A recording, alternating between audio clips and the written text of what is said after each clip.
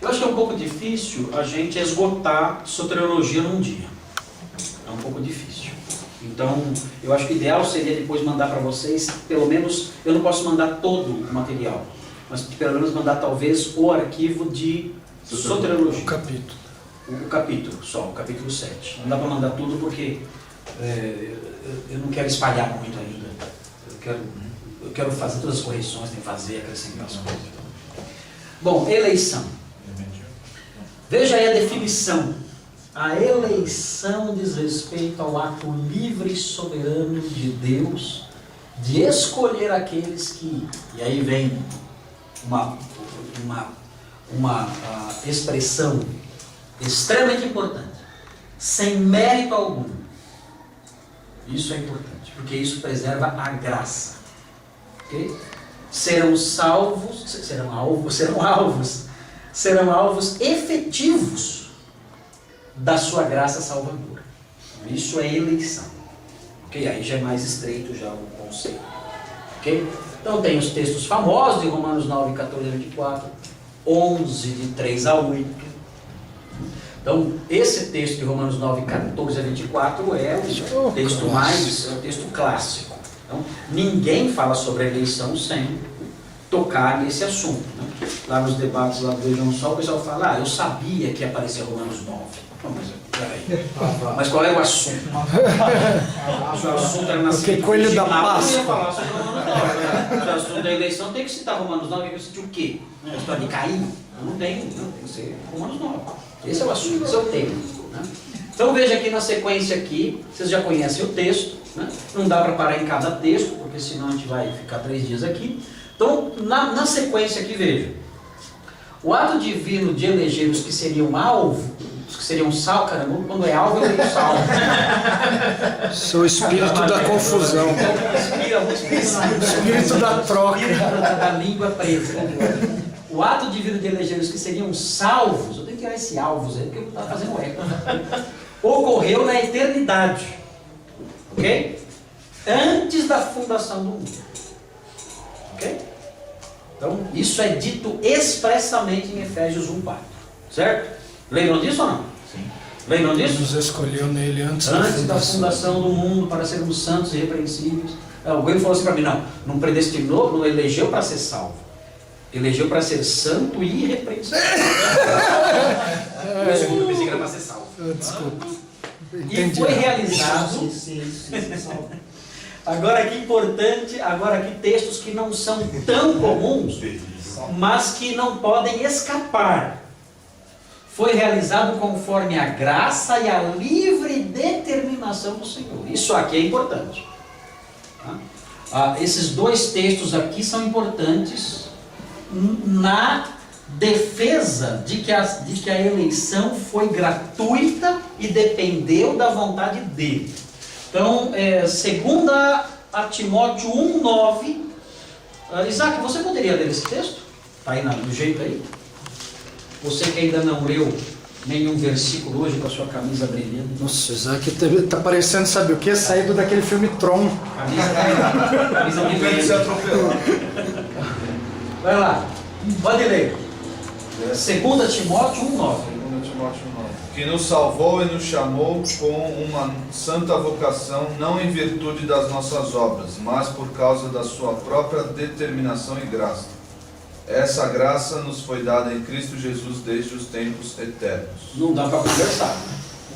Aí já não dá para conversar mais. Aí já é complicado. Então, fala que não foi de acordo com o que nós fizemos, com as nossas obras, mas sim de acordo com a sua própria a determinação e graça, ou seja, a razão está nele, em Deus, não em nós. E essa graça já foi dada lá na eternidade. Então, um versículo muito claro. Okay? Outro versículo importante, esse aqui, temos que entender bem esse versículo, tá? Olha aqui, ó. 1 de Pedro 1:2. O famoso. Esse é famoso. Esse aí todo arminiano acredita que ele matou a pau. Né? Dá dó, né? Eu tenho pena. Eu tenho um pouco de pena. A pessoa é sincera também. Bom, pode ler quem quiser aí agora. Quem não leu ainda, Não é quem quiser, não é quem não leu ainda. João, já leu?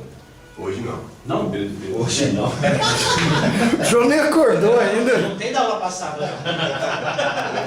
Aquela passada Tá fazendo download, né? Hoje não. Olha lá, Pedro. Pedro. Vai lá, Eu não sou João. Eu tô confundindo alvo com salvo. Eu tô confundindo João com Pedro. Doente. Não, João, você tá desculpado. Eu tô pior que você hoje. Caminhando junto. Então, primeiro de Pedro 2. Vamos lá. Escolhidos de acordo com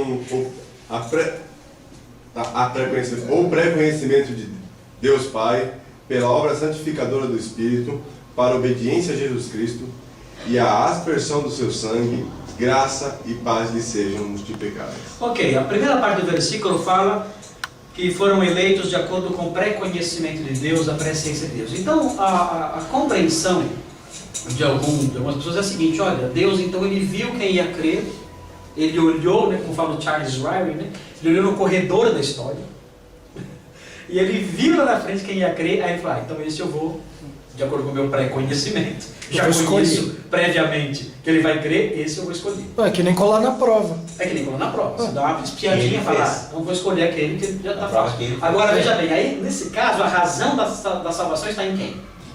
Na pessoa. Então a pergunta que surge a partir daí é a seguinte: quem colocou o futuro lá para Deus olhar? Se nem o tempo em si existia. Nem existia o tempo. O tempo não existia. Como é que pode isso, né? Quem colocou o futuro lá para Deus olhar? Foi o destino? Aí a gente vira budista. Então, eu não sou calvinista, mas sou budista. Grande negócio. Melhorou. Então, não melhorou em nada. Então, não tem sentido essa interpretação. Não tem base nenhuma essa interpretação na teologia, na visão que nós temos de Deus e da nossa filosofia de história como um todo, e os movimentos de Deus na criação, o seu relacionamento com a história. Nós sabemos que não é assim, não funciona assim. Deus não olha na frente para descobrir o que vai acontecer. Deus conhece as coisas porque Ele é o autor delas. Não é porque Ele fica espiando para ver o que vai acontecer. Não. Ele não está descobrindo o futuro e olhando e vendo o que vai ser. Não. Ele conhece o futuro porque simplesmente Ele é o autor do futuro. É como eu estou escrevendo uma história. Eu estou escrevendo uma história chamada A Cabeça de São Bernardo das Correntes. Então, eu estou escrevendo uma história, eu sei que o nome é estranho, mas é uma história que eu escrevi para minha filha, a Sofia. Né? É uma novelinha. Né? Eu sei o que vai acontecer. Eu sei, ela não sabe. Eu escrevo os capítulos e dou para ela. Então eu escrevo um capítulo e falo, ó, Sofia. Ela fala, pai, e o outro capítulo? Então, eu estou fazendo isso porque ela é o meu termômetro. Se ela pede o capítulo, é porque está indo bem. Se ela esquece de pedir, ela não está legal. Então ela é meu termômetrozinho. Então ela fala, pai, e o próximo capítulo? Quando é que você vai fazer? Então, calma que agora não estou podendo fazer outras coisas, logo eu escrevo outro. Mas eu sei o que vai acontecer. Por que eu tenho pré-conhecimento do que vai acontecer? Você determinou. Eu sou o autor da história. Eu sei o que vai acontecer com cada personagem. Eu sei. Tanto, o que eu faço? Nos capítulos que eu estou escrevendo agora, eu já coloco elementos que vão estourar lá na frente. Eu estou armando minha história. Para lá na frente acontecer tal coisa. E eu quero surpreender minha filha. Eu quero ter minha filha. E tal. Eu estou trabalhando para isso. Mas eu já tenho tudo aqui. Eu já está elaborado. Porque olhou no corredor da história. Mas eu não peguei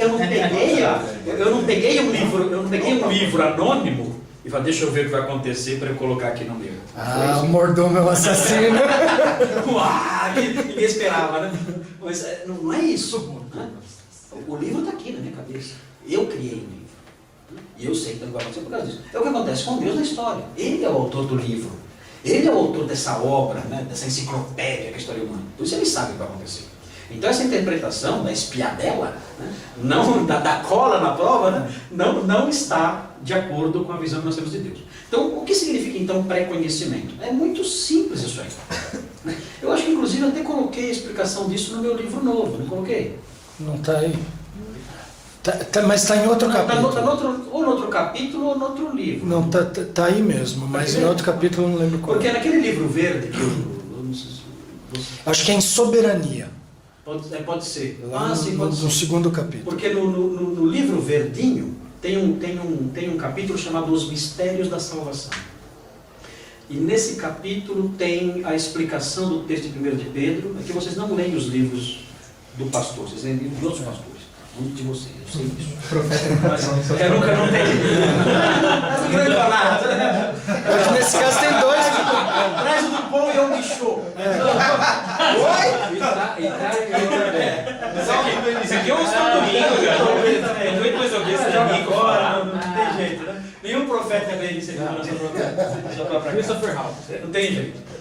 Mas nesse livro tem a explicação, no próprio texto, tem uma nota de rodapé também, falando sobre aspectos gramaticais e o uso do termo em Pedro. Mas basicamente a questão é a seguinte: Deus, ele não escolheu, ele não elegeu por causa da sua presciência, mas segundo a sua presciência. Então isso significa o quê? Que ele sabia de antemão não quem iria crer, mas ele sabia de antemão em quem ele iria trabalhar. Percebe a diferença? Percebe a diferença? Deus sabia de antemão a quem ele ministraria sua graça. Isso significa aqueles que de antemão conheceram, que aparece em Romanos 8. Lembra? Os que de antemão conheceram, a estes também predestinou. O que é conhecer no sentido salvífico? Aqueles a quem ele sabia de antemão que iriam ser alvos das suas ações salvadoras. Ele sabia, eu sei de antemão em quem eu vou trabalhar. Isso é ser eleito de acordo com a presciência de Deus. É só comprar o livrinho verde, tá tudo lá. Pastor, mas o termo que está no grego aqui para pré-conhecimento, ele aparece em alguma outra passagem? Não. Pré-conhecimento? A presciência. A É o presciência. único lugar que aparece. Ah, não tem outras. O que aparece é a expressão de Romanos 8, que fala que ele conheceu de antemão, que é a mesma coisa. Mas nessa o forma conceito é basicamente a mesma. não tem paralelo. Mas o verbo, né, que o pastor está dizendo, Não se repete. eu não sei. O pastor está Não, falando. eu acho que não. Eu não sei te responder isso. Não tem? Se Não, bem que, não se bem que dessa no, forma, se né? bem que no Logos, o Logos ele foi... Não, mas a palavra pré-conhecer, a palavra pré-conhecimento, assim, as suas variações, né? Pode olhar no Logos e ver se tem alguma variação da palavra em outros contextos, né? Falando Atos 2:23. Esse homem lhes foi entregue por propósito determinado e pré-conhecimento de Deus. Olha, tem aí. Opa, então onde é que Aparece eu uma li vez isso? aí a palavra pré-conhecimento. Né? 2:23. Mas aí tudo bem, o que significa pré-conhecimento aí? Que Deus olhou e falou assim, eu sei que vocês vão entregar, eu estou vendo que vocês... Não, é propósito e pré-conhecimento. Deus, pré-conhecimento porque Ele próprio havia estabelecido isso em seu propósito. Essa analogia do autor é muito... A analogia do autor do livro é Aí muito clara. Sim, que Claro, foi a analogia que o senhor falou, Ok, né? entendi. Você estava falando do autor aí. Não. Eu pensei na analogia das duas palavras, propósito e pré-conhecimento. Essas duas coisas juntas, olha que legal. Né? Propósito e pré-conhecimento. Por ter um propósito, eu já sabia de antemão o que eu iria fazer. É por isso que é bom às vezes o texto paralelo Muito com bom. o mesmo termo, porque aí fica mais claro Sim. para quem. Porque só na explicação, às vezes, né, se eu pego outro texto para falar, olha, tá vendo o sentido que, como fica claro aqui, né, é muito. Dá para fazer essa. É um paralelo muito importante isso aí, porque ele acopla ao pré-conhecimento um outro termo, que ajuda a explicar o pré-conhecimento. Exatamente. E enriquece o sentido dele quando eu coloco a palavra propósito junto. Mostra o sentido com mais clareza. Só tem esse aí?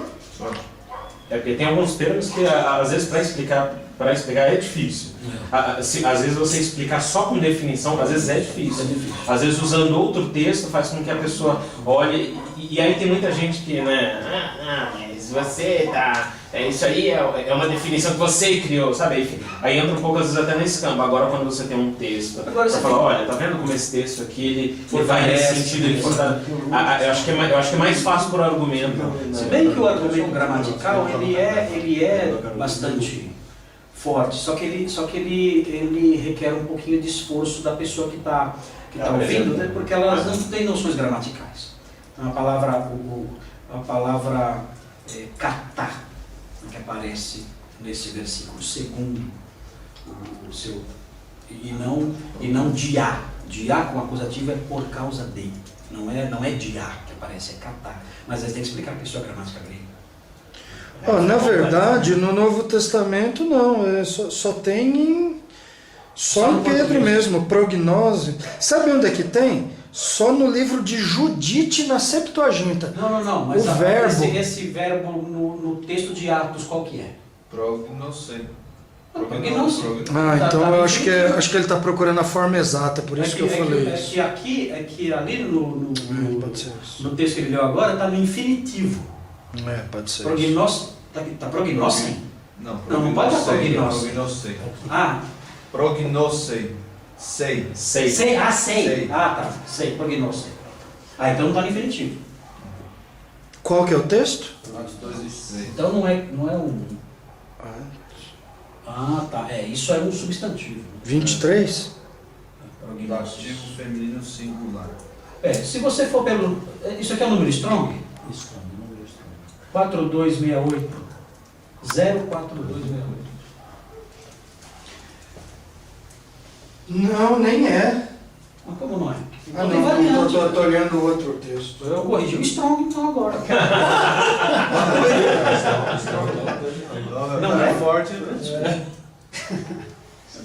Fala de novo o versículo pra mim. Não, aqui ó. Tá aqui, cara. Deixa eu ler aqui, cara. Então pelo menos... Eu disse não. Mas a sua aula de línguas aí. Você fez, cara. Aí é que você tem um dedão muito. Pareceu, hein, pastor? Eu tô grifando aqui, porque o cara é tão teimoso, que agora tá grifado, ele não tem mais como escapar. Não tem como escapar mais. Aí, prognose, né? Terceira, é o substantivo, prognose. Pelo menos uma vez aparece, não mais aí, acoplado aí com o propósito, tá bom? Mas legal, mas esse texto, na realidade, não é... Ele vai dar um trabalhinho porque o pessoal vai apresentar ele, quando for. O pessoal conhece um pouco mais, vai apresentar ele, mas esse texto realmente não fecha a questão. Flexão dele. Okay? Na verdade é o substantivo. Poder é um substantivo, prognose é um substantivo. Deve ter uma forma verbal, pré-conhecida. Né? Tem que olhar direitinho depois. Bom, e não de acordo com qualquer positivo que ele, fator positivo que ele, porventura, tenha visto previamente no homem. Ok? Então, isso é a eleição pela graça mesmo. De fato, a eleição, essa frase é agostiniana. Né? A eleição não busca homens dignos, Agostinho diz. Né? E aqui eu estou fingindo que a frase é minha. Não, a frase é minha, mas com base no que Agostinho falou. Mas sim, produz homens dignos. Então aí, agora esse texto aqui é o texto-chave para essa questão. Agostinho fala que a graça de Deus, ela não procura pessoas dignas, mas ela faz pessoas dignas. O ladrão na cruz. Exatamente. O ladrão na cruz. Ele fez. A graça transformou aquele homem num homem digno. Isso é muito legal. Então, Colossenses 1,12. Dando graças ao Pai que nos tornou dignos de participar da herança dos santos no reino da luz. Qual a parte que interessa aí? O Pai nos tornou dignos. Nós não éramos dignos. Esse versículo, para mim, mata essa questão da eleição pelo que Deus viu de antemão em mim. Isso aí mostra que Ele me transformou em alguém digno. Ele não viu dignidade em mim. Ok? Bom, Ele faz deles veículos de bênçãos. Aqui está errado essa referência, aqui é Marcos 13:20. Bom, tem que corrigir aqui. Já ia comprar, né? Aqui é Marcos. Mas você já corrigiu? Eu corrigi. Não, mas esse é o seu. Mas depois que eu passei para você, você ainda eu corrigiu. comecei a fuçar e achei que estava errado aqui. Ontem à noite. Então, Marcos 13:20. Então conserta aí. Dá para consertar aqui? Tá. Então, tá bom. Então, pode estar consertado aqui. Se o Senhor não abreviasse aqueles dias, ninguém se salvaria. Mas Ele, por causa dos eleitos que escolheu, abreviou aqueles dias. Ok. Aliás, eu vou pregar sobre isso, acho que amanhã. Eu não sei se vou conseguir chegar nesse versículo amanhã. Vou tentar, não consigo pregar, não sei. Eu começo a falar, quando eu vi já passou 1h30 já, e eu falei um versículo só. Que tem problema. Eu tenho algum problema. É uma dificuldade. Não consigo sintetizar nada. O pessoal fica bravo comigo. Bom, Marcos 13:20, então, mostra isso, abreviar aqueles dias. Achei engraçado que o pessoal pensa que esse versículo significa que o dia tem 24 horas e vai passar até 18. Tá certo, tá certo. Aliás, tem gente que fala que foram feitos. É tudo assim, né? As rotações vão mudar. Já é fato comprovado. Comprovado. Não, quer dizer, que é da carteirada, ninguém sabe quem comprovou. Fala que foi a NASA que descobriu. Não, é fato comprovado que o dia já está menor. Os cientistas. Não acontece com você, de você falar, nossa, como o dia passou rápido. Prova Aí a incontestável. prova incontestável, né, de que o dia diminuiu. Smoking gun. Aí a prova incontestável, a prova cabal. O tempo passa rápido. Na realidade, quando fala que os dias foram reduzidos, não é que diminuiu o tempo de duração do dia, é que o período Não vai ser longo, não vai vai ser destruir longo. todo mundo. Vai ser um período de 7 anos, sabe aí, 3,5 lá, que dá 42 meses e tal. Deus reduziu os dias nesse sentido. Em vez de ser 10 anos de paulada, vai ser 3,5. O Senhor falou, não, vai ser só isso aqui, senão ninguém vai aguentar. Ninguém sobrevive. Mas ele fez isso por quê? O texto fala. Por causa dos... Que ele escolheu. Quem é beneficiado por isso? O mundo todo. O mundo todo. É muito legal isso aí. Né? O mundo não sabe quanto nos deve. Né? O mundo não sabe quanto nos deve. Outro dia eu disse para o meu irmão, falei assim para ele, vocês do judiciário, vocês não têm noção de quanto vocês devem para nós, da igreja. Vocês não têm noção. Se o Estado tivesse noção do que nós podemos fazer de benefício ao Estado, vocês iriam carregar a gente no colo. Vocês iam nos colocar no Congresso. Porque nós diminuímos o número de divórcios, O nome de brigas. nós diminuímos o número de prisões, o número de pessoas drogadas. Nosso povo não está nesse meio. Não tem pasta de processo penal de membro da nossa igreja rolando lá, atulhado lá nas varas criminais. Não existe isso. Não existe isso. Vocês não sabem quanto vocês nos devem. Vocês têm noção. Quantos divórcios nós evitamos? Quantos crimes nós evitamos? Vocês têm noção de quantos crimes nós evitamos? Crimes. Já aconteceu caso aqui, de gente que estava de malas prontas para ir matar o pai. Matar o pai. E não fez, por causa da igreja. Porque um irmão da igreja abordou a pessoa. E o problema não ocorreu. E outros casos terríveis, tragédias horríveis, que simplesmente foram evitados, simplesmente por causa de um versículo lido, de uma palavra dita, de uma abordagem cristã. E não, calma, senta aqui. Calma. Você não vai sair daqui. Você só vai sair daqui por cima de mim. Tá? Mas sem isso você não vai sair. Você vai me ouvir. Tranca a porta. O tigre vai ser tomado aqui na sala. Não vai ser lá fora, vai ser aqui na sala. E o problema é resolvido. Casos no âmbito civil, ações de despejo, litígios relacionados com dinheiro, quantos não são resolvidos no âmbito eclesiástico? Então, os eleitos abençoando o mundo, o lixo do mundo, mostrando aí o seu valor. E pastor Marco, ontem nós tivemos essa reunião dos homens, né, da igreja, e o pastor Marco Samuel comentou, o Fernando Almeida é um irmão nosso que estava na Alemanha e agora está nos Estados Unidos. Sim, sim. Ah, está nos Estados Unidos aí. Nos Estados Unidos. Acho que próximo do Leandro. Acho que próximo. E ele é um diretor hoje.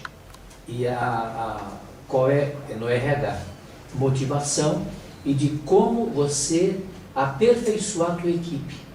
Então ele foi fazer vários cursos no mundo e escutando como é que deve ser. E nada mais do que está aqui. No Tito 2:2. Temperantes, respeitáveis, sensatos, no amor e na constância. Foram esses 5 tópicos que ele estudava junto com essas coisas. Só que a diferença é que os cursos custavam para as empresas Quanto? Imagina. milhares de No dólares. mundo inteiro, tá aí pra- No mundo inteiro. E a Bíblia está aí de graça. Quantos livros não existem falando de modelos, não modelos, mas princípios de liderança e tudo mais, e todos eles mencionam Jesus como um exemplo, não reconhecendo como Deus, óbvio, mas Conhecendo o impacto das reconhecendo o benefício que Jesus trouxe Eu- das lições todas. Vocês lembram daquele HELP? Retiro de Estudos para Líderes em Potencial? Sim. Na primeira reunião do HELP foi na casa do Edson de Souza. Primeiro retiro do HELP. E eu lembro que eu fiz uma lista de princípios gerais de liderança. Que fui catando na Bíblia, colocando lá. E tiramos o dia para ver aqueles princípios. No final, teve irmão que me procurou e falou assim para mim: pastor, isso aqui, as empresas pagam para a gente ouvir de pessoas que cobram assim, por palestra de 1 hora, 5 mil reais, 10 mil reais, para falar isso aqui. Isso aqui, essa listinha que você fez aqui. Isso aqui, pô, me chama então que eu vou falar. 5 pau bons. Consegui uma por mês dessa? Brincadeira. Ou seja, a verdade, quando é a verdade, está com a gente. Entendeu? Quando é a verdade, está com a gente. Não falei para vocês da feminista? Fiz uma entrevista na Veja Páginas Amarelas. No final eu falei assim: olha, é o seguinte, eu militei muito pelo feminismo, né? Mas a minha suspeita é que nós demos com a cara na parede. Essa é a expressão do jogo. Porque a felicidade, eu suspeito que a felicidade, quando a gente chegar lá nos 80, 70 anos, eu suspeito que nós vamos descobrir que a felicidade não está com a mulher que foi vitoriosa profissionalmente, mas sim com aquela que foi mãe de filhos, que constituiu família e foi mãe de filhos. Essa será feliz, e nós não. Isso aí está na Veja? Sim. Páginas Amarelas. Inventou a roda. 3 semanas atrás. Se quiser, manda para você. É mesmo? Sabia. Uma autora feminista americana. Manda isso para a mocidade. Cara, é uma coisa, é assim, você olha e fala: meu Deus, se ela tivesse lido Tito, teria que chegar nesse ponto da vida para descobrir. É o que a gente vive martelando na cabeça das pessoas, das moças aqui da igreja, né? E parece que é um pouco difícil de entrar, né? Mas tá aí o tipo da coisa que mostra alguém que militante ali. Ela é criticada pelas feministas agora.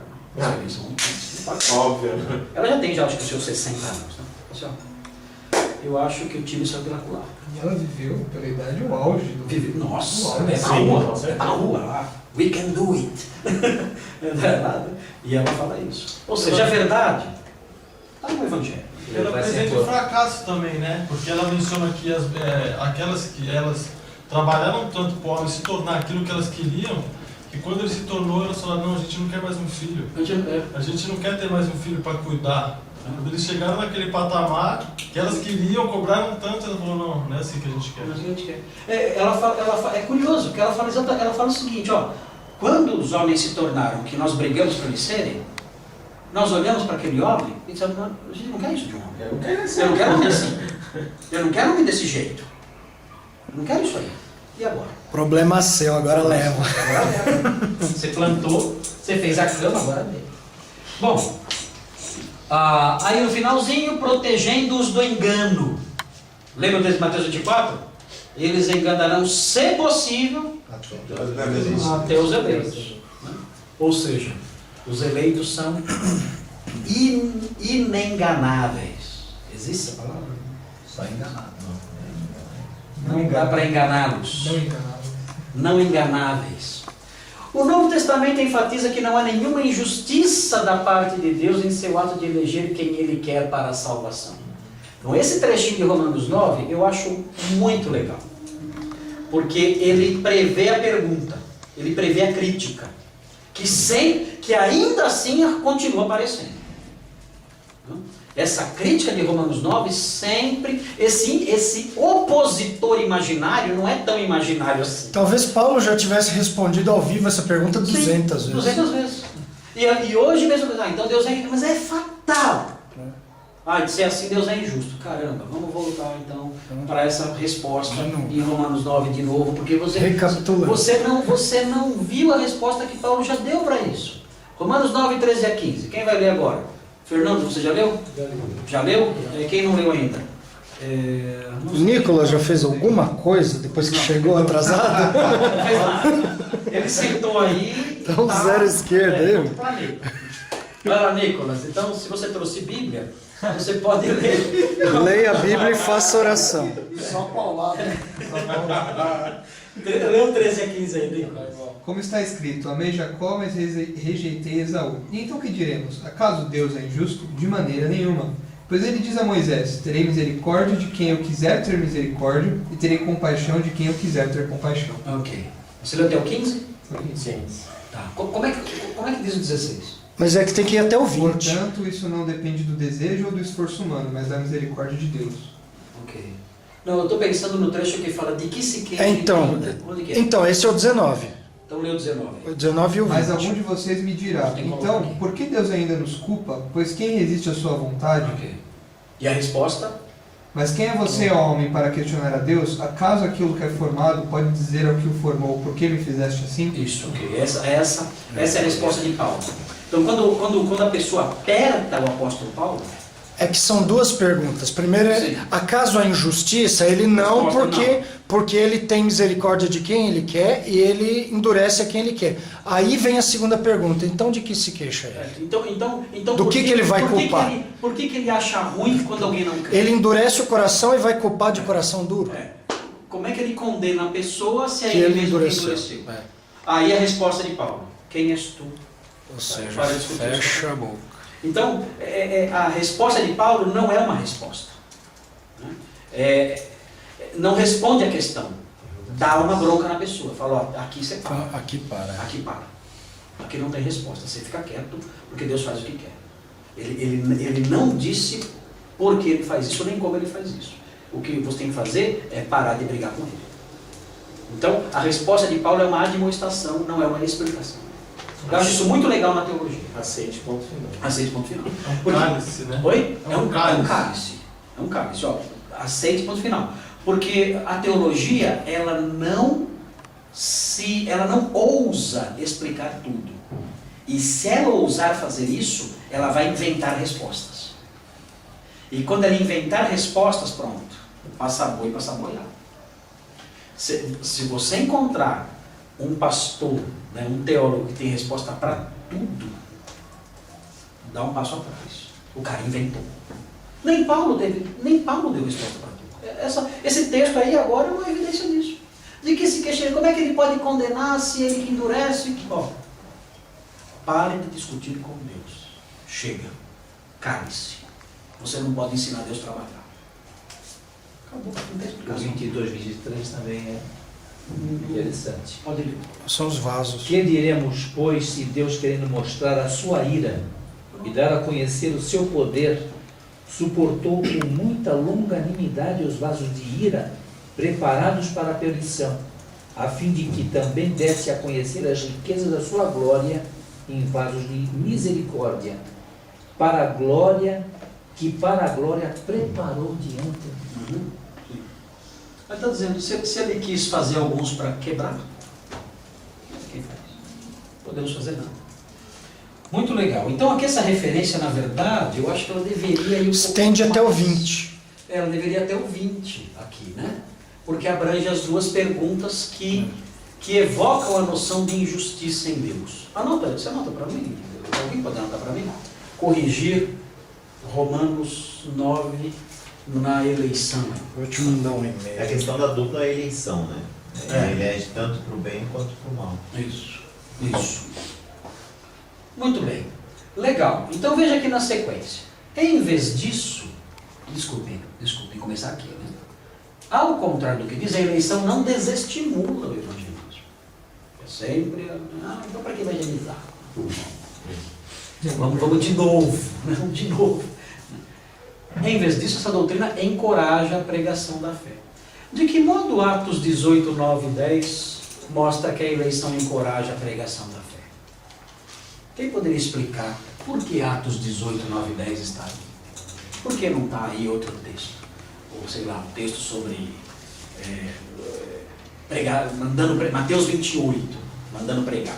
Por que em vez disso está Atos 18, 9 e 10? Quem pode responder essa pergunta aí? Leia e descubra por que esse texto mostra que a eleição encoraja a pregação.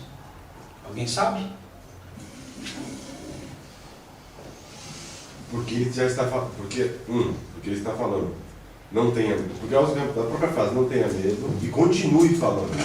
É para se falar. Mas por quê? Por quê? Não, ele dá razão. Aí ele está mandando pregar. Porque Agora, por quê? ele participa efetivamente. Você não está olhando o texto. Olha o resto. Eu estou perguntando você e ninguém vai ferir. Porque assim Você não está vendo o texto todo aí. Assim como Por causa Elias, dos eleitos.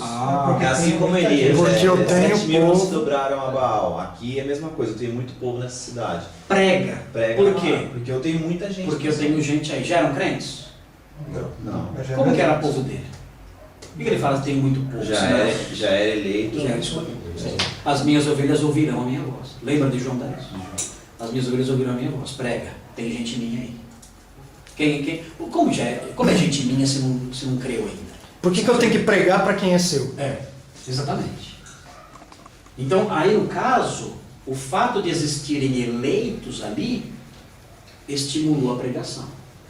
Foi o contrário do que estão dizendo por aí fora. Que a eleição... E mostra que se você prega e a pessoa não crê, não é perda de tempo. Não é perder tempo, não. Ao contrário. Aí volta para Romanos 9, você vê que Deus é glorificado na rejeição, do ímpio porque ele também. fez vasos por aí. A pregação é para conhecer. A pregação os eleitos, sempre tem sucesso. Sempre. A pregação, ela exatamente, ela mostra pro bem ou mostra pro mal. Sim. Se a pessoa aceita, porque ela é a lei de Deus. E se ela não aceita, obviamente também ela De qualquer modo, Deus é glorificado. É o trabalho difícil do Leandro lá nos Estados Unidos, né? Pô, mas por que pregar para um povo tão difícil? Olha, tem eleito lá. Onde eles estão? Eu simplesmente prego. Até agora você teve o azar de pegar só não eleito. Pelo menos eu tenho. Sim. Se bem que tem alguns que já estão se aproximando. Né? A palavra vai e não volta vazia, né? Então, esse texto, Celcinho, ele não é um texto que se aplica a essa realidade. Né? A palavra vazia que fala lá, em Isaías, né? Sim. Isaías, é uma palavra de juízo. De juízo. Deus falou que vai fazer o juízo, Vai mesmo. ele vai mesmo. A palavra não vai voltar vazia. Vocês Não não é o vão pai que escapar. fala assim, você vai apanhar, e a criança nunca apanha. Nunca. Né? É a palavra vazia do pai. Né? Quando Deus fala, você vai apanhar, essa palavra não vai voltar vazia. Você vai apanhar mesmo. Né? Esse é o sentido lá. Então não é tanto um sentido assim que se aplica à pregação do Evangelho. Né? Agora, se a gente pegar... analogicamente. Se a gente pegar essa frase e liberalmente atribuir ela o sentido de que, olha, sempre a pregação produz algum efeito, para a glória de Deus, aí sim. Mas não é bom fazer isso, porque você pode tratar o texto, a pessoa pode pensar que você tem liberdade de interpretar o texto como você bem entende. Então é bom você falar o que, olha, a pregação sempre surte algum efeito, ou pela salvação. Ou sempre produz a glória de Deus. Melhor. Nem que seja para condenar. Nem que seja para condenar. No final, Deus é glorificado, que nem o pastor Thomas falou agora lá. Jonas, imagina 3 dias na boca do peixe, né? Pro inimigo. Pastor, eu vou fazer uma Mesmo que analogia. ninguém aceitasse. Né? O João entendeu? Você pegou você viu porque eu estava falando sobre isso. Havia muito Exatamente. Essa que é a sacada aí. Sim. Tá? A sacada é essa. Por quê? Porque tem eleito. Positivo. Então, eu chego lá, vou pregar em Piracaia. Piracaia deve ser um cão pregar lá. Ramanducaia. Pior ainda. Mas é tudo perto. É muito pior. A língua é a mesma. O dialeto é o mesmo. Então, você vai pregar lá em Camanducaia. Sabe como é que o pessoal se converte em Camanducaia? Como? Eles falam, perdoa eu. É assim, pergunta pro Valdir. Rápido, o pecado é Na hora da oração eles falam isso. Senhor, perdoa eu. Na hora. Na hora. Deus perdoa eu por emoção. Perdoa eu. Legal, tem que ser firme. Então, agora tem eleito. Então, o Senhor tem seus eleitos ali também. E eu acho que o número de eleitos é até um número legal. Né? Não dá para lotar muito estádio, né? Mas eu acho que é um número legal. Eu acho que não é meia dos gatos pingados, não. Milhares de milhares, miríades de miríades. Não, e o impressionante é assim, eu quando eu estava viajando pelo Brasil, eu fui em várias cidades que eu encontrei taxistas, eu acabava batendo papo com o pessoal, e eu cheguei em igrejas, inclusive, né, nas cidades que eu fui, clientes, né, taxistas, que eram crentes. Eu entrava em alguns assuntos para tentar descobrir ali, né, qual que era a linha. Às vezes você via que tinha uma coisinha ou outra, mas você via que era um crente de verdade. É impressionante você andar pelo Brasil, você fala, esse lugar aqui, fim do mundo isso aqui, e você tem crentes no fim do mundo. O que dá dó às vezes é que essas ovelhas estão sem pastoras. Sim, isso sim. Entendeu? Ezequiel, as minhas ovelhas estão sem pastor, estão machucadas, estão com fome e não tem quem as alimente. Aí parte o coração. Aí quando chegam os e-mails daqueles que a gente recebe, né, pastor? Chegam os e-mails pra gente, vocês não têm noção. Dá dó. Pessoa crente, filho que está se alimentando do site da igreja. Então, pastor, você conhece alguém aqui na minha cidade que possa, né, que possa me alimentar e tal? Dá dó de Deus. Mas isso é constante. Nossa, é direto, no Brasil inteiro. Pessoas escreveram para a gente perguntando se tem algum, conhece alguém que possa. Eu tô na igreja, estou na igreja aqui, pastor, mas eu não aprendo nada aqui, não tenho nada aqui. O que está me alimentando é o site. Eu acho que a nossa igreja, a Redenção, ainda não teve consciência do que está acontecendo. Assim, do que o site nosso é. As pessoas lá de fora têm mais consciência do que os irmãos daqui. Quando eu falo do site aqui na igreja, eu vejo o pessoal... Às vezes eu falo assim, ó, naquela orelha assim e tal, a pessoa não tem nem ideia do que eu estou falando. Nunca entrou. Né? Como a gente tem isso, a gente come filé todo dia, a gente não se preocupa muito. O Valdir se entregou.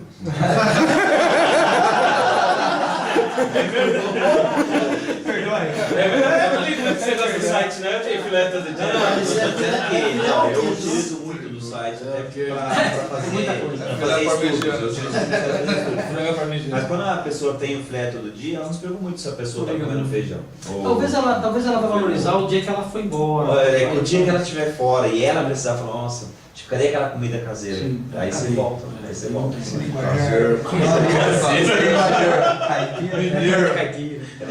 Assim, mas eu tenho pena porque eu noto que é um sofrimento muito real, sabe? Muito real. E eu acho que a nossa igreja ainda não percebeu a dimensão do benefício que estamos fazendo. É muito grande, é muito vasto, é vasto demais. Lá o pastor Thomas chegou do Rio Grande do Sul agora, esses dias, há grupos imensos lá de pessoas que se reúnem para ouvir e se alimentar. No Japão é assim.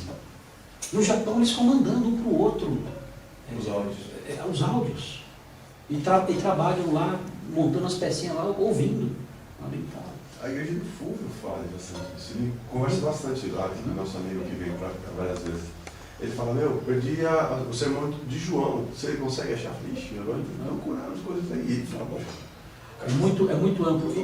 É legal isso por quê? Porque os eleitos de Deus estão encontrando uma ferramenta para poder se alimentar. Não é o único site, lógico. Estou dizendo que é a salvação do Brasil, não é isso? Mas é uma contribuição muito importante que a nossa igreja ainda não se ligou. E o culto online.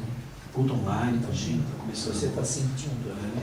É um recurso que a gente tem que usar mesmo. Tem que usar, porque uma coisa é certa, há poucos pregadores da palavra. Muito poucos.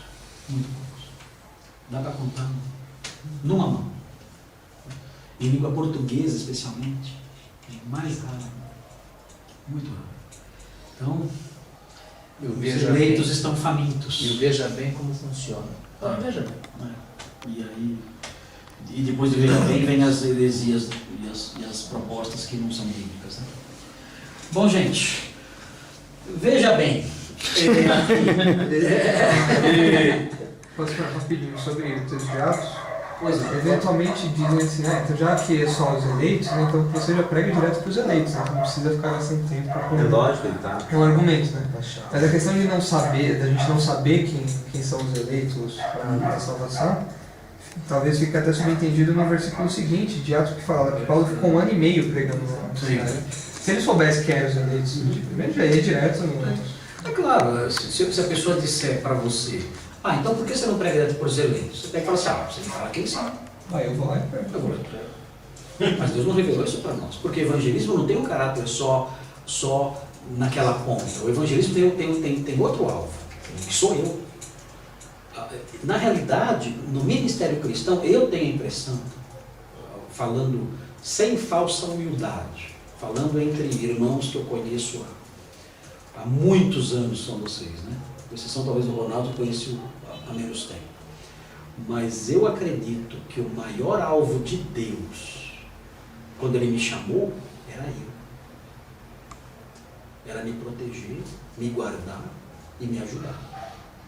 Eu acho que o maior campo ministerial que Deus tinha quando Ele me chamou era eu mesmo. Isso cada dia eu tenho mais certeza disso. Que o alvo de Deus, quando Ele me chamou, não eram vocês também. Né? Mas. Até vai, né? Mas é segundo plano. O João menos ainda. Eu destoa, né? Mas, claro, né? Claro que o alvo dele era a igreja de Deus, edificar a igreja de Deus, e transformar a igreja de Deus. É claro, é lógico. Eu vejo, outro dia eu falei para o Leandro, estava nos Estados Unidos, estava conversando com o Leandro nos Estados Unidos, quando eu fui lá, sempre tinha muito contato. Eu falei para ele, Leandro, se eu morrer aos 50 anos, eu vou morrer realizado. Porque eu trabalho na igreja, eu trabalho pelo reino há 30 anos. Eu já consegui influenciar uma geração todinha de pessoas que estão espalhadas pelo mundo todo. Porque Deus me colocou num seminário que tinha alcance mundial. Então tem alunos meus espalhados pelo mundo inteiro. Eu morreria tranquilo hoje. Contente dizendo, eu cumpri meu papel, eu influenciei minha geração já. Eu fiquei 30 anos, eu tenho um aluno que eu nem conheço. Tem pessoas que me procuram às vezes e falam assim para mim, pastor, mas falar com você. E pessoas que eu não conheço. O que é? Eu fui seu aluno em tal ano, você não vai lembrar de mim, mas você deu uma aula assim e tal, aquilo mudou minha vida, meu ministério, minha história. Então, legal. Fico muito feliz, muito comovido com isso, quando eu escuto isso. E não escuto uma vez só. Acontece várias vezes. Eu viajo, eu acabo encontrando gente assim, em qualquer lugar que eu vou. É impressionante. São 30 anos. 30 anos ensinando centenas de pessoas. Agora que eu parei com o seminário, com os seminários. Tem muita gente que eu nem sono. Então, eu falei para ele, olha, eu morro tranquilo, sabendo que eu cumpri meu dever já. Né? Já influenciei uma geração. Uma geração tem 30 anos, eu já influenciei uma. Então, posso dormir e morrer tranquilo. Mas, eu acho que o alvo do meu chamado não era só isso. Eu acho que o alvo principal era eu. Eu acho que Deus me chamou para me proteger. Para me guardar. Assim, você não pode ficar fora do ministério. Você não aguenta o tranco lá fora. Você não vai ser chamado porque você é bom. É o contrário. Se eu colocar você numa empresa, como as suas ovelhas ficam, você não aguenta o tranco não. Você é fraco demais. Então eu vou colocar você no ministério, cercado de pessoas salvas, na igreja de Deus, trabalhando com a Bíblia todo dia, porque é melhor para você. Você é o meu alvo. Eu vou cuidar de você. Como? Transformando você num ministro do Evangelho. Então assim eu vou cuidar de você e você vai ser o alvo do seu próprio ministério. Eu acredito nisso. Conhecendo meu coração. Numa entrevista falando acerca da conversão dele, de quem? O John MacArthur falou exatamente essas palavras. Falou o maior alvo do... O cara copia isso. O cara vive copiando. Ele falou o maior alvo de Deus, porque o cara perguntou isso, o senhor acha de influenciar tanta gente no mundo inteiro, pelo site, suas pregações e tal. Ele, eu sou grato e tudo mais a Deus por isso e tal, mas quando eu olho para trás eu vejo que o que Deus fez, o maior alvo dele, são essas palavras, o maior alvo dele na minha salvação era eu mesmo. É uma entrevista predestinada. O senhor está falando, Então ele copiou de mim de novo. Não, os americanos copiam muita coisa aqui do Brasil. Com certeza. Interessante isso, né? Interessante isso. Pessoa, essa concepção, né?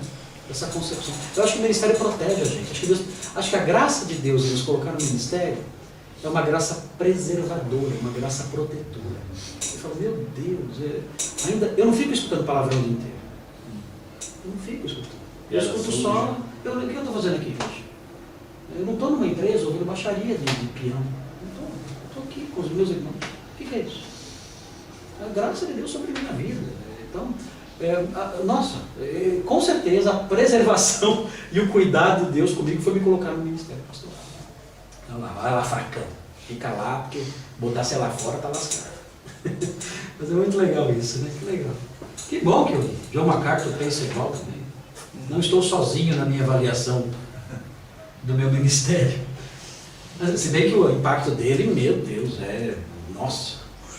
O impacto dele no planeta. Não se compara, né? Meu impacto é pequenininho assim. Porque ele é vovozinho. Ele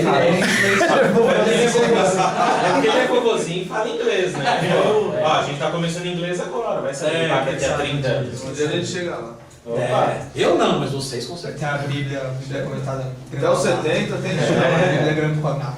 Tá longe disso. A gente ia fazer, né, Thomas? A gente queria fazer uma Bíblia anotada da nossa igreja. Da redenção. Bíblia tronco e granconado. Só que o Thomas trabalha com. Só que o Thomas trabalhando é um cara turbinado. O cara é um vulcão. Quando eu terminar de comentar um versículo, ele já comentou a Bíblia toda. Vai ficar só. Eu só comento João 3,16, ele já comentou. Por isso Ele já comentou tudo. Por isso que o Antigo Testamento é maior. Não dá pra acompanhar o cara. O cara é. Quem sabe? O cara é um monstro. Quem sabe? Quem sabe? O monstro do Lago Ness. O cara é um monstro. O cara entregou o livro de Salmos traduzido em 15 dias. Oh. Eu vi lá a agenda da Mundo Cristão. Em 15 dias terminou o livro dos Salmos. É brincadeira. Aí não dá. Eu saio da competição. Bom, gente, olha aqui.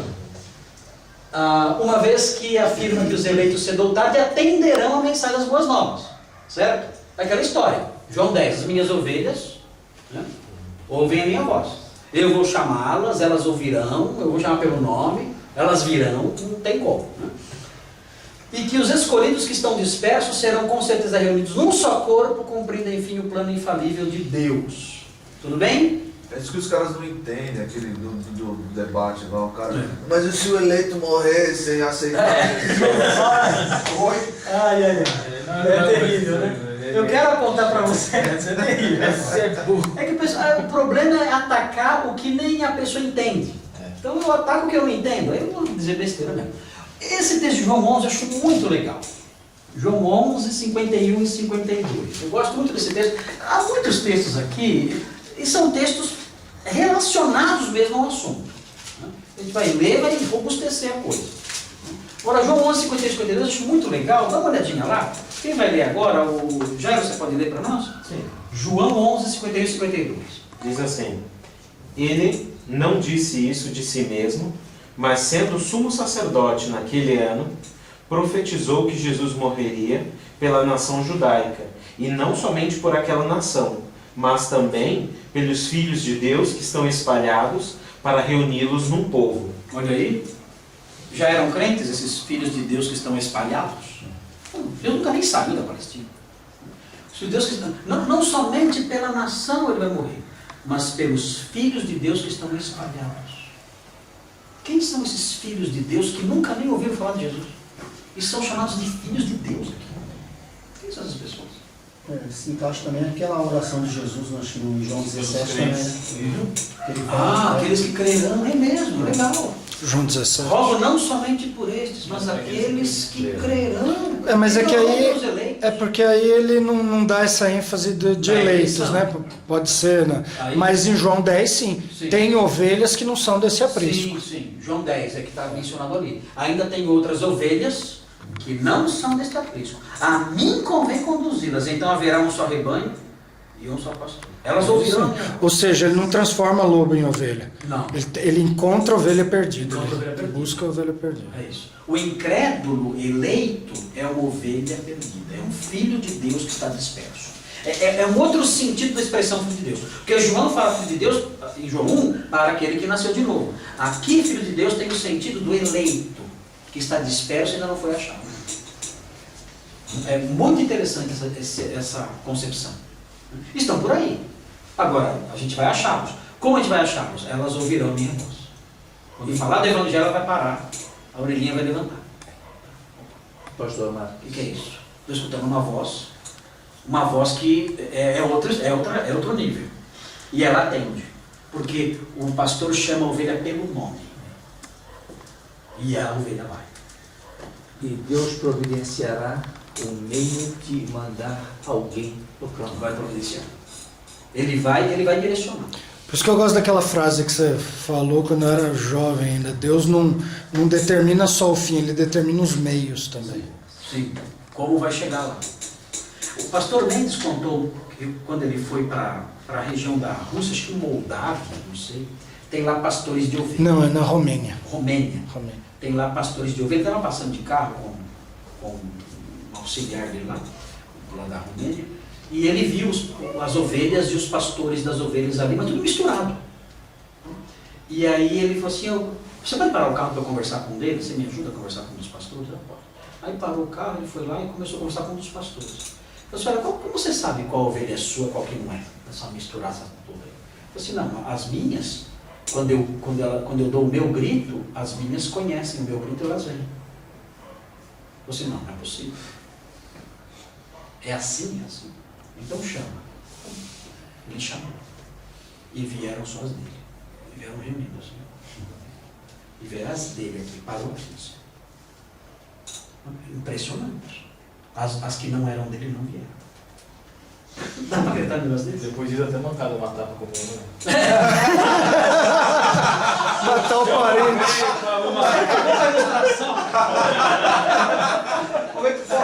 Ainda bem. Momento solene.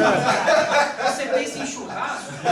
Ainda bem que galinha, quando você chama, ela foge. Senão o Valdir passava fome. Você é de Camanducaia? O cara não tem reverência, é isso mesmo. Pô, vou até filmar o cara, esse aqui, ó. Essa hora vai colocar o fundo musical. Era pra editar o fundo musical do filme, né? É, não, o cara zoou.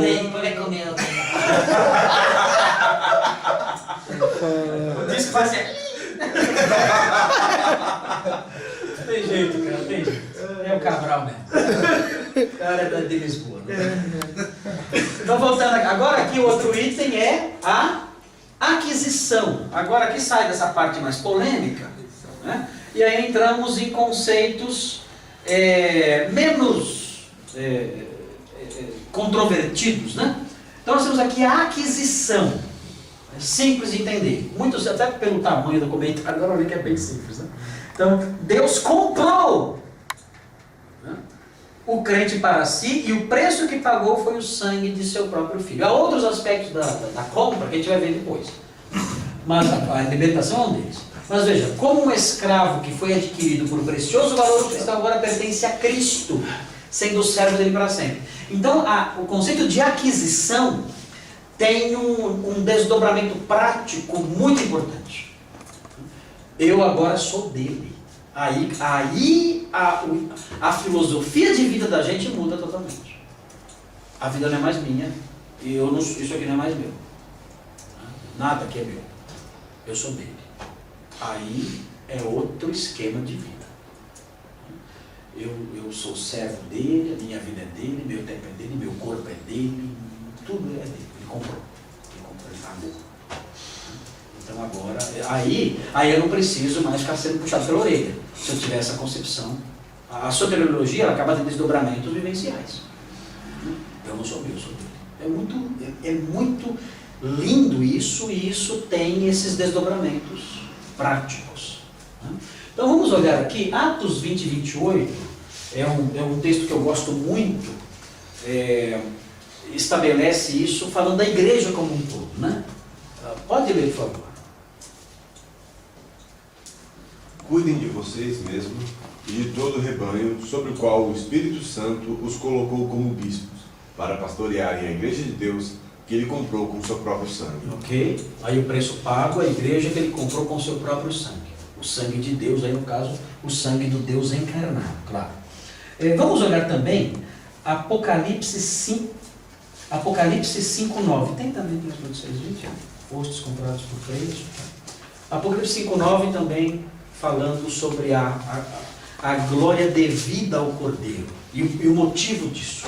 Pode ler quem quiser. E entoavam um novo cântico, dizendo: Digno és de tomar o livro e de abrir os selos, porque foste morto e com o teu sangue compraste para Deus os que procedem de toda tribo, língua, povo e nação. Ok. Aí a base da glorificação, uma das bases, que é mencionada aí é essa. Porque ele é digno de abrir os selos do juízo. Porque ele é digno de aplicar justiça, ele é o justo juiz, o executor. Porque ele é digno de uma posição elevada. Porque ele comprou com seu sangue homens de todas as nações, e raças, e línguas. Ele comprou. Então a aquisição, a gente vê. 1 Coríntios 6, 20, mostra um aspecto mais vivencial que eu falei para vocês. Vocês lembram, né? Para vocês. A gente quer ler? Vamos ler rapidinho lá? Aí lembra mais o aspecto vivencial. Quem vai ler agora? Celso, você pode ler para nós aí? Acha aí no seu super tablet. 6:20? É.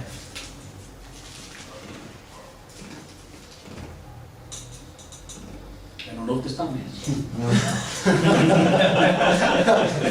Vocês foram comprados por alto preço, portanto, glorifique a Deus com o corpo de vocês. Olha aí, está vendo o aspecto vivencial? Compraram você, então seu corpo não é seu. Glorifique a Deus com o seu corpo. 7:23, eu não lembro agora. Pode ler para mim? Pode ser até o Celso mesmo, já está. Está aí na mão? Olha lá, Celso. 7:22. Vocês foram comprados por alto preço. Não se tornem escravos de homens. Ok. Lembrei. Você leu, eu lembrei. Vocês foram comprados por um preço, não se tornem escravos dos homens. Eu brinco com as minhas filhas. Eu falo, eu sofri. Aí a Sofia, pai, você sofreu do quê? Eu falo, não, eu sou frio. Você falou Cabral, né? Eu sofri, porque elas falam assim para mim, pai, você vai sair na rua com essa camisa? Eu falei, eu sofri. Aí fica essa decisão de moral, né? Não é o mundo que diz como eu me visto. Não é o mundo que me diz como vestir. Eu sofri, pagaram pela minha liberdade. Se o mundo diz que é ridículo e eu gosto, eu vou usar. Eu sofri. Eu não sofri para fazer o mal. O Senhor me censura por isso, me proíbe. Mas eu sofri das opiniões, das ideias, dos conselhos. Se eu não achar certo, bonito, feio, não me interessa. Eu sofri e essa minha liberdade foi paga. E eu vou curtir essa minha liberdade. Eu vou curtir. Tem um teólogo presbiteriano, Tim Keller, ele diz que o homem nunca deixa de ser escravo. Ou ele permanece a vida inteira escravo do diabo e do pecado, ou ele se torna escravo de Deus. E ser escravo de Deus é ser livre. É ser frio. Isso é ser frio. Mas vocês não ouviram essa música? Eu sofri. É do meu tempo de adolescente. Cruz credo ouvir uma coisa dessa. Não, eu sou crente, eu não mexo com essas coisas, não.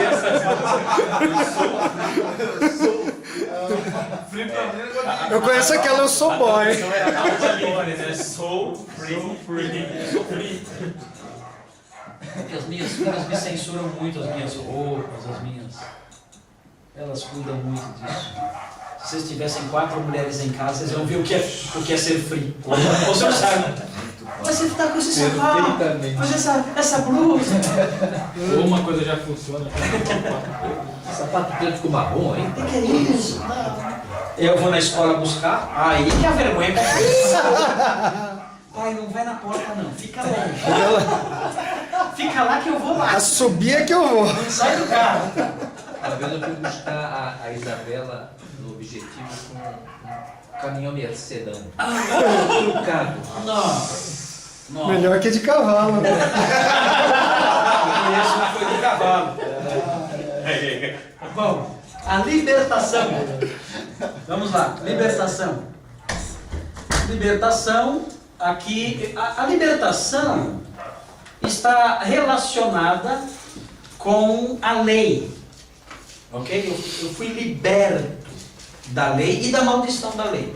Então essa é a conexão aqui de libertação, a aquisição, claro, tem a ver também com a libertação. Fui comprado para ser agora escravo do Senhor, é uma forma de libertação. Mas aqui a libertação é a linguagem usada por Paulo em relação à lei, ok? Então Gálatas 3, 10 e 11, todas as pessoas estão debaixo da maldição da lei, sendo consideradas condenáveis diante de Deus em virtude de sua transgressão. Então Cristo nos resgatou dessa maldição. Porque o que dizia a lei? Quem não cumprir esses preceitos é maldito. E aí quem sobrou? Quem sobrou? Quem ficou fora dessa maldição? Não tem ninguém, né? Então Cristo nos libertou dessa maldição terrível. É a única quebra de maldição que precisa. A outra só no milênio, né? Que é quebrar a maldição do Éden. Agora, Gálatas 3,13. Esse versículo é muito legal. Pode ler, quem quiser. Cristo nos redimiu da maldição da lei quando se tornou maldição em nosso lugar. Pois está escrito, maldito todo aquele que for pendurado no madeiro. Ok. Então aí essa libertação. Os libertos da maldição da lei. Ele se fez maldição no nosso lugar. Ele se colocou no lugar do maldito que transgrediu a lei, sem nunca ter transgredido. E ele libertou o crente do fardo da lei, a fim de que o homem salvo não viva como um escravo oprimido, mas desfrute do status de filho de Deus por adoção. Ok? Então ele me libertou também do fardo da lei, para que eu viva como filho. Ok? Gálatas 4, 5 e 6. É um outro aspecto aí dessa libertação. Fernando Cabral, pode ler para nós? Posso. Por favor. Mas quando chegou a plenitude do tempo, Deus enviou seu filho, nascido de mulher, nascido debaixo da lei. Esse é o 4. É o 5 e o 6. Desculpa, eu já aproveitei isso. A fim de redimir os que estavam sob a lei, para que recebêssemos a adoção de filhos. E porque vocês são filhos, Deus enviou o Espírito do seu Filho ao coração de vocês, e ele clama, Abba, Pai. Veja aí no trecho qual é a parte que se relaciona com isso. Versículo 5, não é? Isso. Então, leia novamente. A fim de redimir os que estavam sob a lei, para que recebêssemos a adoção de filhos. Ok, então aí é a libertação do fardo da lei para sermos filhos. Então não é só uma libertação, é uma libertação como adoção. Na adoção vai vir de coisa aqui também. Ok? Tudo bem? Pode prosseguir? Simples isso, né? Redenção. E redenção? Facinho também, ó. Redenção. No conceito de redenção está embutida a ideia de livrar por meio do pagamento de um resgate. Ok? Por meio do pagamento realizado por Cristo na cruz, os crentes foram resgatados da iniquidade. Do que ele nos resgatou? Da iniquidade do que mais? Da maneira vazia de viver. Então, nós somos libertos desses dois algozes, né? Desses dois inimigos. A iniquidade, o domínio dela sobre nós. E a maneira vazia de viver que os nossos pais nos legaram. Vamos ver Tito 2,14. Nicolas, lê para nós. Nicolas. A redenção não pode ter um caráter escatológico no sentido de mas resgatei da condenação futura. Ou resgatei da ira de Deus. Ele, na realidade, tem um caráter escatológico na execução dela. Porque o Senhor virá para resgatar a sua propriedade. Então tem um caráter escatológico na sua execução. É totalmente correto, às vezes, quando a gente fala a história da redenção, pensando como a história da nossa, de Deus nos salvando. A história da redenção é uma expressão mais ampla. Começa em Gênesis 3. A história da redenção, que é o chamado de Heilsgeschichte, que eles chamam em alemão. A história da redenção tem uma expressão técnica. Então, é uma expressão técnica específica para os atos salvíficos de Deus ao longo da história.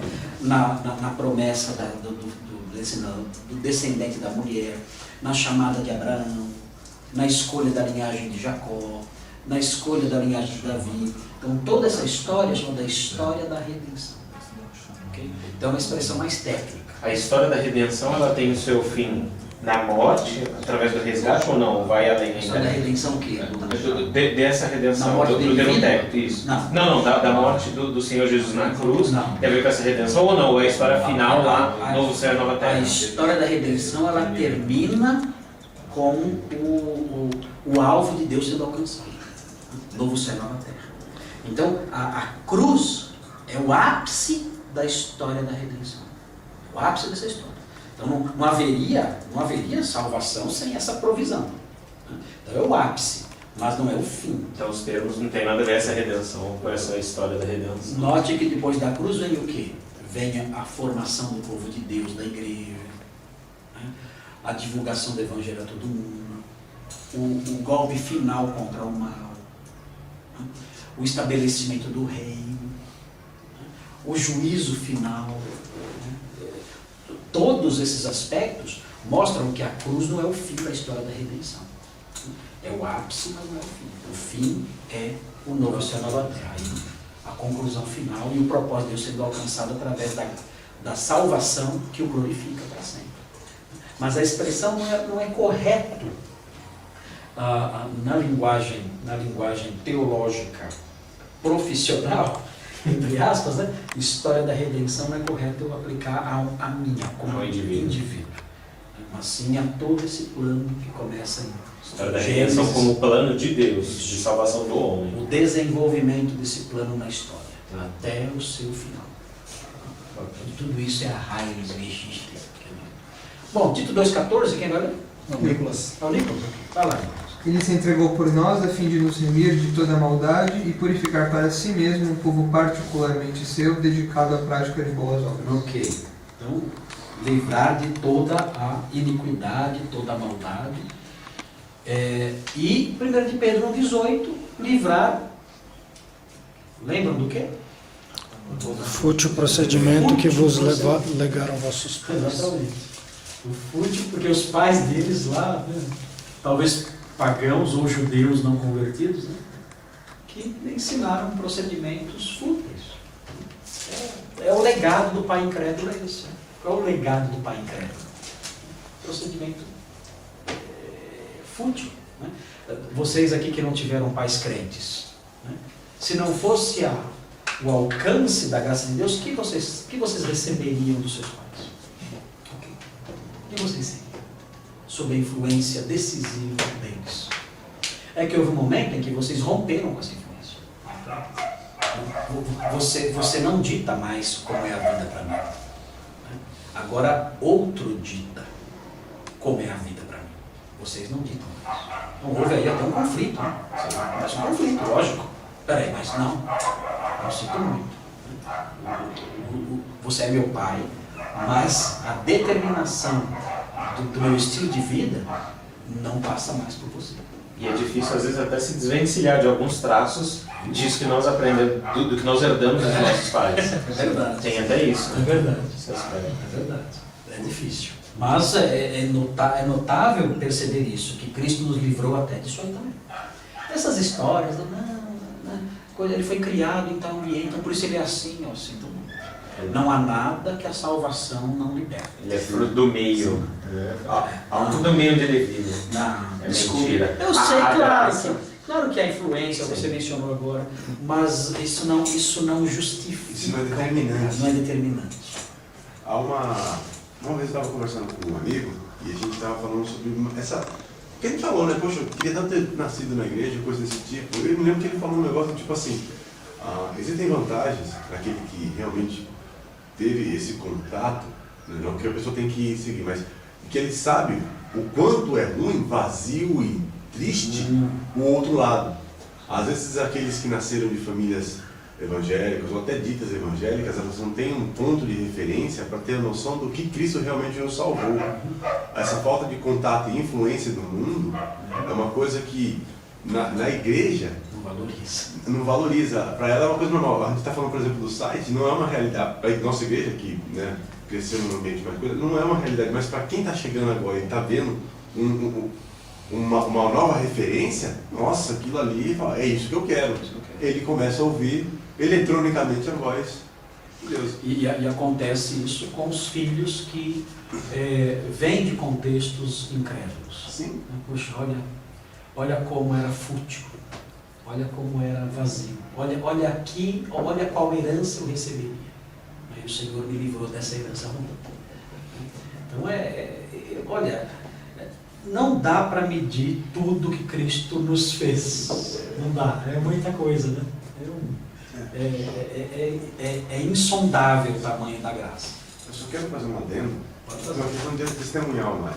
Né? Eu vim de uma igreja que ela trabalhou de me ensinar. Né? E querendo ou não, como nós acabamos de conversar, isso faz parte da história da redenção. Da redenção não, mas da sua salvação. Da minha salvação, no plano de Deus. E eu me lembro muito claramente, desses dias muito bem marcados na minha memória, de que enquanto eu era nessa igreja, eu chegava na minha cama chorando, triste, pedindo, meu Deus, me puxa para ti, sabendo que a minha vida estava longe dele, mesmo eu estando dentro de uma igreja que tem crentes. Hoje eu olho para pessoas de lá e falo, esses são crentes, tem gente, não é normal. Mas eu olhava e falava, meu Deus, me puxa para ti, porque aqui é vazio e eu não encontrava. E o mais interessante foi como o evangelho foi chegando, porque foi no tapa, não foi no carinho. Machucado, ferido, e o evangelho falando, está errado aqui. E foi assim que ele foi curando. Eu acho essa parte fascinante, arrepia de lembrar o quanto ser um crente, não um crente, mas ser um convencido, não um convertido, já me dava uma luz e falava, a direção é ali. E eu lembro desses momentos, olha, meu Deus, me puxa para ti. Porque lá não tinha, não havia. Na vida que eu tinha, não havia sentido. Aqui parece que a graça de Deus ela vai sendo ministrada, não de uma vez só. Sim. Ela vai trabalhando aos poucos, né? O Senhor vai trabalhando lentamente. Vai ver isso que é o chamou. Isso é o chamou, é que a gente vai ver a vocação, né? Porque a gente vê pessoas, isso é interessante, pessoas que nunca ouviram o Evangelho. Um dia tropeçam, cai dentro de uma igreja e ouve o Evangelho e, meu Deus, Leandro, vira tudo. O Leandro. Não, o Leandro foi criado numa igreja. Ele se desviou. Lá em Ribeirão. No mundo, né? O Leandro foi criado lá em Ribeirão. Eu me converti a primeira vez que eu fui numa igreja. Então, quer dizer, o Thomas era católico, coroinha, tal. Espírita também. Espírita. Dependia do ano, se era no bissexto. Entrou na igreja e se converteu. Ano do dragão. Ali, na hora. É um derramamento da graça salvífica, é uma ação de convencimento imediato. Né? Alguns é assim, né? Tem que ser de uma vez. Senão, se pensar muito, não vai. Os caras que são ruins que nem eu. Agora, outros, a graça vai sendo ministrada aos poucos. Né? Deus fala, incomoda, trabalha mais um pouco, deixa em banho-maria, depois vai lá e trabalha um pouquinho mais. A multiforme graça de Deus, né? É multiforme também na sua manifestação. Sim. Sobre cada indivíduo. Deus não nos traz, Deus sabe que temos um rosto distinto. Eu não sou idêntico a essa pessoa, àquela outra pessoa. Cada um tem seu modo de viver, de reagir, e o modo específico como Deus trabalha com cada indivíduo também. Então isso é bonito ver. Quando a gente tem batismos na igreja, cada um conta a sua história de conversão com Deus. Né? É muito lindo ver a variedade da coisa. Eu nasci num lar cristão, foi assim, assim, assim, mas aconteceu tal coisa. Outro, eu nunca ouvi do Evangelho. Um dia aconteceu de eu escutar uma igreja cantando, que nem a dona, aquela senhora que faleceu aqui há vários anos atrás. Ela estava sentada na varanda de casa, aqui na rua Tanque Velho. E ela escutou uma igrejinha cantando lá no olho. Isso dava para ouvir igrejinha cantando ainda naquela região. E ela falou assim, Senhor, meu Deus, me tira das trevas. Ela falou isso. A igrejinha cantando. E Deus falou. Aí ela decidiu ir na igrejinha. Eu vou lá. E foi. E nasceu, voltou. Ela voltou convertida.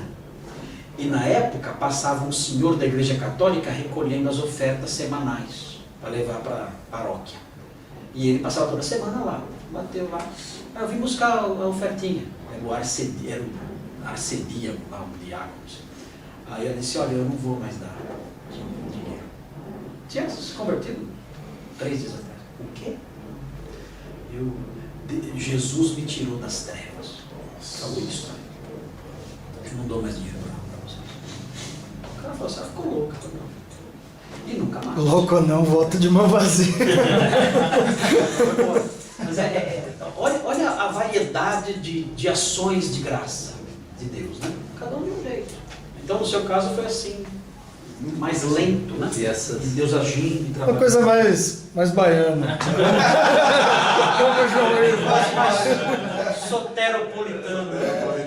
Pastor, o que pode acontecer com essas igrejas pós-modernas, neopentecostais, um pronto-socorro, é aquele que não fica.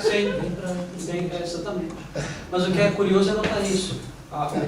Como destoou, olha, destoou aquele hino e tudo mais, né? Que coisa. Destoou. Peraí, olha, o que é isso? O que eu estou escutando? Destoou, não estava batendo, né, com a realidade em volta. E aí Deus trabalhou no coração dele. Perguntei para ela, antes dela morrer, eu perguntei para ela, eu fui visitá-la, eu falei assim, a senhora está muito doente, a senhora sabe, né? Ela estava com câncer em todos os ossos. Era a dona Jacira, não? Não. A Transilha? Não. Esqueci, eu escrevi até uma pastoral. E eu perguntei para ela na casa dela, eu falei, quando chega de noite, assim, a senhora está sozinha, tomada por todos esses tumores, os ossos, e a senhora sabe, né, que o fim está próximo, né? A senhora tem medo? Ela falou assim para mim, medo? Não. Pastor, eu não sei o que é medo. Jesus me libertou das trevas. Ele falou de novo. Jesus me libertou das trevas. Quantos anos ficou? Não ficou muito tempo não, acho que ela ficou um ano. Assim, ela já era bem velhinha. E crente ficou quanto tempo? Crente? Ela já Ela tem que ver, você está falando da Dona Guaraci? Não. Ela morreu com 80. É a avó da Patrícia Trovijo. Ah, tá. Mas eu não lembro agora o nome dela. Não lembro agora o nome dela, mas crente há muitos anos, né? Ela morreu com mais de 80 anos, 86 anos. Mas muito especial, uma senhora muito especial. Bom, a vocação. A vocação. Aqui um item da salvação que é muito interessante também. Que é, todos nós, né, passamos por isso. Eu vou ler o enunciado aqui. E depois nós vamos ver alguns textos aí que sejam importantes para nós. A vocação de que se trata aqui é o chamado especial que o Senhor dirige unicamente aos eleitos. É disso que estamos falando. Não é o muitos chamados, mas poucos serão escolhidos. Não é esse aí. Não é. A vocação especial é uma obra. Essa aqui é a vocação especial, que é uma obra específica naqueles que ele de antemão predestinou. Conheceu, predestinou e chamou. Então, não é algo dirigido a todos. Tá? Existe o chamado geral, que é o que o pastor Thomas mencionou agora. Muitos são chamados. Mas não é desse chamado que falamos aqui. Estamos falando aqui daquele chamado que Jesus falou. As minhas ovelhas ouvem a minha voz, eu chamo cada uma pelo nome. Então é um chamado específico. Ok? Então vem, aí tem vários aqui. Trata-se de um convite diferente do chamado geral dirigido a todas as pessoas. Vinde a mim todos vós que estáis cansados. Uma vez que a vocação salvífica é eficaz, ok? É o chamado interior. É um chamado interior, mas a ênfase é que ela é eficaz, ou seja, a pessoa, cedo ou tarde, vai ceder. Por quê? Deus vai forçar? Deus, bom, ele até pode, se ele quiser, ele força. Paulo, ele derrubou no chão. Paulo foi por nocaute. Lídia, ele abriu o coração. Lídia, ele abriu o coração. Então, aí ele faz o que ele quer. Se ele achar que deve dar uma paulada, ele dá. Se ele quiser derrubar, ele derruba. Se ele quiser ser lento, é lento. Se ele quiser que seja em 10 anos, é em 10. Se ele seja em 1 minuto, é 1 minuto. Ele é Deus. Fala, não, você vai tombar. Não vai ser agora. Puf, derruba e acabou. Agora, é o doce nocaute. Agora, muitos casos ele trabalha ano após ano. Ano após ano. É eficaz e sempre conduz o eleito a Cristo. Sempre. A chamada especial, ela vai resultar em sucesso. Por quê? Porque é um trabalho de convencimento no coração da pessoa. Não é que a pessoa fala, não quero crer, não quero crer, e se converte não querendo crer. Não. Ela se converte querendo se converter. Mas isso porque Deus trabalhou no coração dela. É Deus quem efetua em vós tanto querer quanto realizar. Exatamente. Segundo sua boa vontade. E o Espírito Santo convence do pecado, da justiça e do juízo. Não faz isso com o mundo inteiro. Mas ele faz isso com os seus eleitos. Então a pessoa, ela quer crer. Não é essa a questão. Ela quer crer. A questão é por que ela quer crer. Ela quer crer porque Deus trabalhou no coração dela. Ninguém pode vir a mim se o Pai não o trouxer. Ok? Então tem esse trabalho de Deus para a pessoa desejar. Não é a rigor um trabalho que desrespeita a vontade. Porque a pessoa acaba querendo pelo trabalho de convencimento. Mesmo quando é no soco, a pessoa aceita querendo. Não, Deus me convenceu no tapa, mas eu me convenci. Eu creio e eu quero crer porque Deus me convenceu. Foi no tapa, foi, mas eu quero. É o que aconteceu, por exemplo, com o C.S. Lewis. Você sabe da conversão dele. Surprised by Joy, ele fala sobre a sua conversão como uma conversão que veio. Ele diz, olha, dia após dia eu sentia no meu escritório a presença daquele que eu não queria encontrar. Ele estava lá. E eu falava, não pode ser. E Deus falando com ele. E ele, não pode ser. Não, eu não vou. Até que uma bela noite ele se viu no meio da sala de joelhos. E assustado. Eu era o novo convertido mais assustado de toda a Inglaterra. Eu estava lá, de joelhos ali, diante de Deus. Então, isso é o convencimento, é a chamada eficaz. Agostinho embaixo da figueira. Agostinho embaixo da figueira é fantástico. Ele senta lá, chorando em lágrimas, por causa do testemunho da vida de Santo Antão, ou Santo Antônio. Né? Ele ouve o testemunho da vida desse homem, e ele vai para debaixo da figueira chorando, dizendo, não é possível. Os simples tomam de assalto o reino dos céus, e eu, com todo o meu conhecimento, toda a minha pompa, vivo aqui rastejando nessa vida sem conseguir encontrar a verdade. E aí ele escutou do lado do muro as crianças brincando, falando, toma e lê, toma e lê, toma e lê. As criancinhas lá cantando, foi como a voz de Deus. Ele lembrou do Novo Testamento, estava em cima do armário. Correu, pegou o Novo Testamento, voltou para debaixo da figueira. O Alípio, que era o amigo dele, morava na mesma casa. O Deodato saiu fora, porque Agostinho não conseguia parar de chorar. E os amigos, quando viram essa situação, ele saiu até fora porque ele queria dar livre curso ao seu choro. Porque ele queria chorar até estourar. E quando Alípio foi lá, viu e saiu fora de joelho sozinho. E ele voltou, pegou o Novo Testamento, sentou, abriu em Romanos 13, e o texto de Romanos 13 falava para se revestir do Senhor Jesus. E ele leu, e nada disponhais para a carne no tocante às suas concupiscências. Ele leu, quando ele leu, ele creu. E aí ele sentiu o fardo cair. Não é? Maravilhoso. Maravilhoso. Isso aí é um episódio assim lindíssimo. Né? Porque aí desabou tudo. Ele nasceu de novo, né? Teve aquele momento de transformação, e a gente vê a ação de Deus, né? Chegou a hora. Né? Você leu lá atrás, nenenzinho chorando, né? Entrando para a escola, né? estudando os filósofos, apanhando de grego, indo para Milão, a mãe seguindo ele, aquela coisa. Então, aí você vê lá onde chegou. Onde Deus quer levar Agostinho? Para debaixo da figueira. O alvo de toda a história dele até então era colocar ele embaixo de uma figueira. e escutar a musiquinha das crianças, palma e meio. E ali então acontece a conversão dele. Esse é o chamado de Deus para o instante. Então é extraordinário isso. Pastor, Sim. só a título de comentário, dá uma definição legal sobre chamado geral. Chamado geral? Isso. O chamado geral é o convite dirigido a todo mundo. Ah, tá. Que é a pregação do Que é a Evangelho. pregação do Evangelho a todos. Agora, esse chamado, ele não é um chamado eficaz. Porque o texto que o pastor Thomas lembrou agora, muitos são chamados.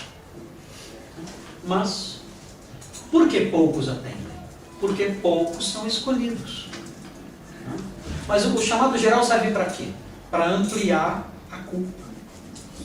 Esse é outro comentário. Ela serve também para falar. Esse é o seu testemunho de que você não creu. Você imagine, João, se o testemunho da natureza amplia a culpa do homem, Imagina a própria pregação de imagine o testemunho da pregação do Evangelho clara e em bom som. Ele tem Moisés e os profetas. Exatamente. Ou seja, ninguém diante de Deus vai dizer, eu nunca ouvi o Evangelho. Não, você ouviu o Evangelho. Por isso que Tirissidon, Teve um testemunho que você escutou. por isso que Tirissidon seria o mais culpado. Não, Tirissidon não, Corazim, né? Corazim e Betsaida. Seriam mais culpadas. Porque viram coisas que outras cidades não viram. Então, isso amplia a culpa da pessoa. Eu soube de um ateu, e aí a gente fica até meio assim, né? Porque esse negócio de coisa muito sobrenatural, eu tenho muito pé atrás, sabe? Pé muito atrás, um negócio muito sobrenatural assim. Mas eu soube de um ateu médico, conheci esse homem, conheci. E conheci quando era ateu, agora ele não é mais ateu. E não é crente também, mas não é ateu. Por que ele deixou de ser ateu? Por que ele deixou de ser ateu? Olha a história. E eu falei, não é possível. Mas isso veio da boca dele. Então, ele é um cirurgião. Ele faz operações, é um grande cirurgião lá no Ceará, um homem respeitado por sua habilidade como médico. Ele tinha um caso de uma senhora, problema seríssimo no coração, muito sério, ninguém queria operá-la. Ele foi falar com ela era crente, deu um testemunho e falou, você pode me operar, vai ser o que Deus quiser, minha vida está na mão dele. Ela deu esse testemunho para ele contando isso. Ele foi fazer a cirurgia, a junta médica não queria fazer, mas ele falou que faria, né? Ele foi fazer. E ele narra que durante a cirurgia deu uma pane em todo o equipamento. Num momento que não era para dar. E ele se apavorou. E ele se afastou, encostou na parede sem saber o que fazer, a equipe ali. Ele disse, meu Deus. O ateu falou. E, bom, é agora que chega a parte que vocês avaliem como quiserem. Eu passando o que me passaram. Ele voltou, aí os equipamentos voltaram. Ele voltou, quando ele voltou, o procedimento cirúrgico estava feito. Estava pegado.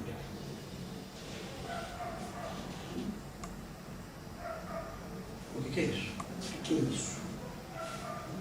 Quem operou essa mulher? E ele ficou totalmente fora, assim, sem saber o que. Aí ele não contou para ninguém, falou, eu não vou dizer que eu sou louco, eu vou perder meu emprego, vou ficar quieto. Ficou na dele e tal, e compartilhou isso com pessoas mais próximas ali. Eu não sou mais ateu. Não, por quê? Se eu te contar, você não acredita. Quando eu falei, meu Deus. Ele falou, sim. Oi? Pois não? E ele... É isso aqui? E, no entanto, o que aconteceu? Olha só, o pastor, que é meu amigo, né, que ouviu esse testemunho, nos apresentou e tudo mais, né, disse que ele não é crente, ele não aceita o evangelho. Ele falou para mim, eu falei já para ele, olha, olha que maravilha, Deus tem algo maravilhoso aqui, Ele te mostrou e tal, Ele quer te salvar e tal. Eu pensei comigo, talvez não. Talvez Deus queira ter mais base para condenar. Prova que milagre não salva ninguém. Exato. Ninguém quer fazer milagre. É uma pastoral dessa semana. Uma pastoral dessa semana. Agora eu não sei avaliar isso, não sei. Eu estou dizendo o que foi dito, só para ilustrar essa questão. Né? Olha, isso não salva ninguém. E outra coisa, isso aí pode servir até para condenar. Mas olha, você não creu, nem eu fazendo algo maravilhoso você creu. Nem sempre eu posso salvar. Nem sempre é salvar. Mas não é alcançar. Deus está querendo que a gente faça isso. Deus quer a Bíblia, o que está escrito na Bíblia. E a gente tem que conhecer a Bíblia e saber que Deus, por um lado, ele usa a palavra de Deus para salvar, mas também para condenar. Deus fez um monte de milagre no Egito, mas não era para amolecer o coração. Os milagres eram para endurecer. Quem sabe esse médico seja isso? Aqueles 10 leprosos, que um só veio até Jesus, o outro foi embora. Eles viram, foram bravos. Nem quiseram saber.